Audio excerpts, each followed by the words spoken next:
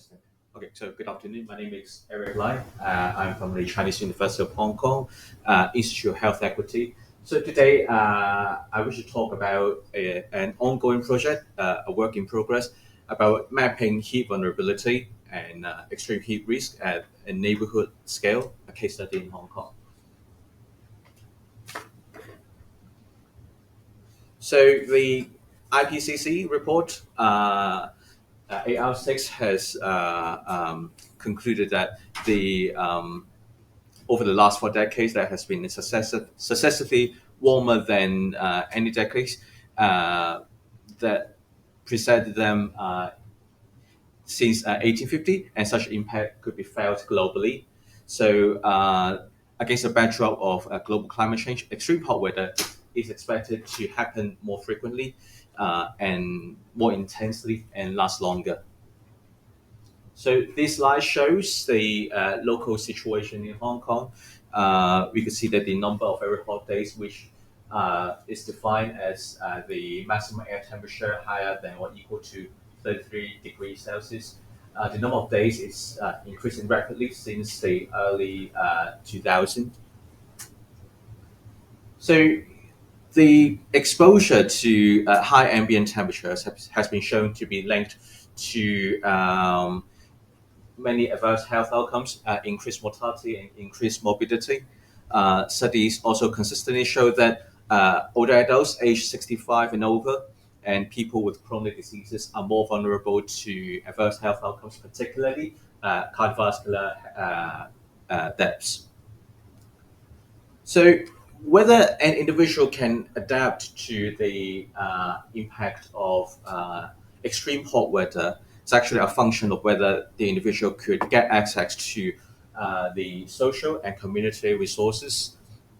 So, for instance, the infamous Chicago heat wave in 1995, Browning and colleagues found that the deaths mostly concentrated in the most disadvantaged groups, like the older people, those who live in deprived neighborhoods, and those who are in social isolation. And in Hong Kong, we also found similar health inequalities in which those who live in more deprived neighborhoods suffer from more heat-related mortality. So the varying degree in demographic and socioeconomic status could make the heat health risk vary geographically. So, for planning of community services to be fit for purpose, it is therefore important to assess the distribution of the heat health risk in a given community as an effective adaptation tool. However, localized heat risk detection is still in an early stage for most cities.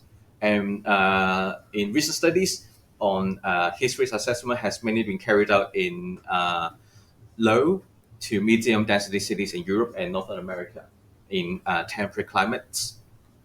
And this slide shows one of the studies introduced already by Professor Ren and her team, mapping the heat health risk over the whole of Hong Kong territory. And this figure shows that the heat health risk hotspots mainly concentrated in the Kowloon Peninsula, which is on the left side of the, but also on the right side of the figure. That is the Kowloon Peninsula and also the northern part of the Hong Kong Island. So the work that we have been doing, this current work, we aim to enrich the previous literature by bridging the following research gaps. So the first one is that the existing heat health indexes seldom consider the living conditions of the residents in a given community, particularly in a densely built environment. We are interested in how overcrowdedness is having an impact on the heat health risk. So that's the first bit. The second bit is that we wish to produce a heat health risk map with a finer spatial resolution, such that this map could be of greater applicability. And the third one is that the information regarding the distribution of indoor heat risk has been scarce, so we want to enrich this by doing this study. So the objectives are as follows. So we wish to develop a localized integrated heat health risk index in a high density neighborhood, combining the data of meteorological factors, population exposure, building level data, and demographic data. And we wish to identify hotspots of heat health risk in a deprived neighborhood in Hong Kong. So the so those who are not familiar with where Hong Kong is situated, it is on the southern side of China, and in the one in the red circle is where Hong Kong is, and the study area that we've chosen is called the Sham Shui Po area. So if you look at the map, which is extracted from Professor Ren's paper shown in the previous slide, so this is where Sham Shui Po is located, which is on the Kowloon Peninsula, on the red circle over there. So on the right side, you can have a taste of what it looks like to have a walk around the Sham Shui Po area. And this is an aerial figure from above. If you can have a sense of it, it has very high building density. So, like I said, it is a very densely built environment, and it has a very high population density. As of 2021, it has got around 40,000 people per square kilometer in this area. And this area also features the poorest district in Hong Kong with the lowest medium household income. And it has got quite a high degree of urban heat, as introduced by Professor Ren earlier. Very high building density, and it has got one of the most highest numbers of subdivided units in Hong Kong as well. So what we're doing actually is to use the conceptual framework of the Christian Triangle to assess the heat health risk experienced by the residents of this particular community. And this framework consists of three components, which are hazard, exposure, and vulnerability. So this framework is actually adopted as well by the AL6 report as well. So I'm not going into details given the time, and I go straight to talk about what we found. Oh, by the way, the three sets of data that we have used. So the first set of data we have used is the satellite data from Landsat, and the second set of data is the building data and overcrowdedness data collected by the district government, the district office of the Sham Shui Po district. And the third set of data was the population census data collected in 2016 by the Census and Statistics Department.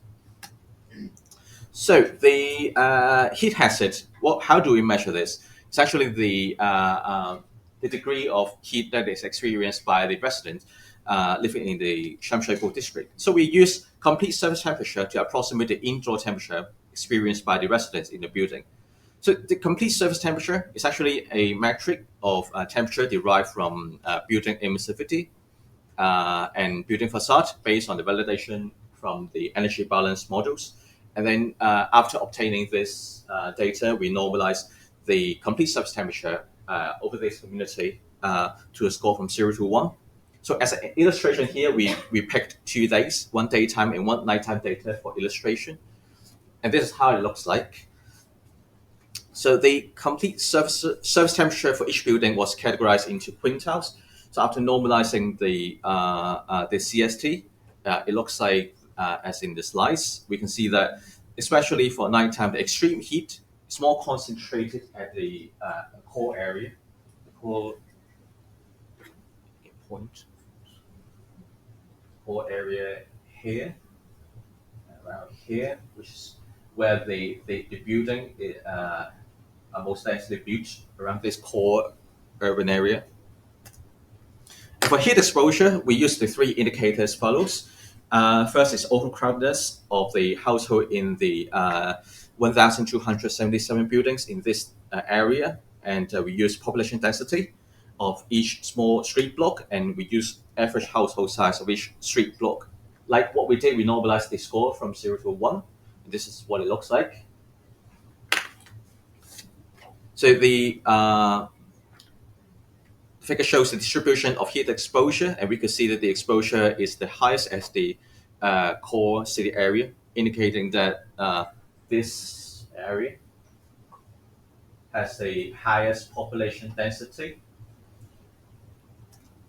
And for heat vulnerability, we use these indicators indicating socioeconomic status of these people, indicating how vulnerable and how deprived these people are. The indicators are old age, percentage low income household, single household, rent to income ratio, low education, elementary occupation, and mean per capita floor area of accommodation. So this is what it looks like for the vulnerability. Perhaps I go straight to the combination. So after obtaining the estimates from the three domains, we try to obtain the aggregator score from the three domains by normalizing the scores from the three indices. And this is what it looks like. So basically, we can see that the heat health is mainly concentrated at the core area, which is right here, where also have the highest population density and building density. And this that one in the previous slide is the daytime, and this is nighttime, which we found that has a similar pattern. So to summarize the results, we observed that there's a variability in heat health risk, even in an area already has a very high urban heat island.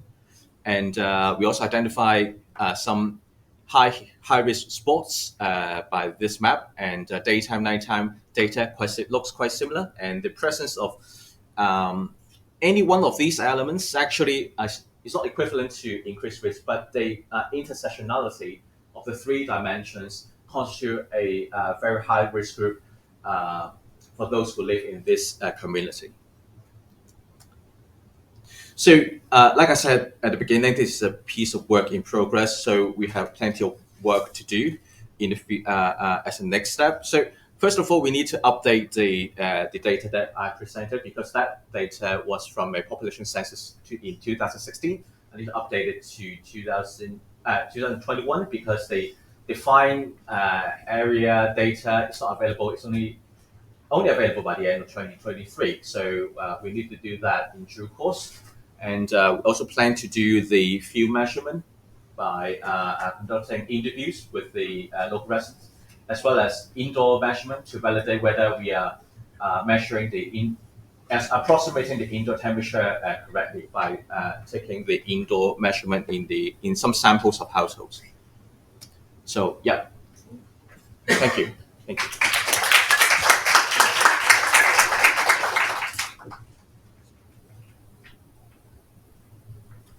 Yes. Thank you for your presentation. So you use a concrete public temperature as the index of the indoor decrease. Yes. Yes, and do you use a temporal average during the daytime, or do you use specific time computer temperature? Sorry, I'm not sure if I'm following. Do you use the temporal average during the daytime?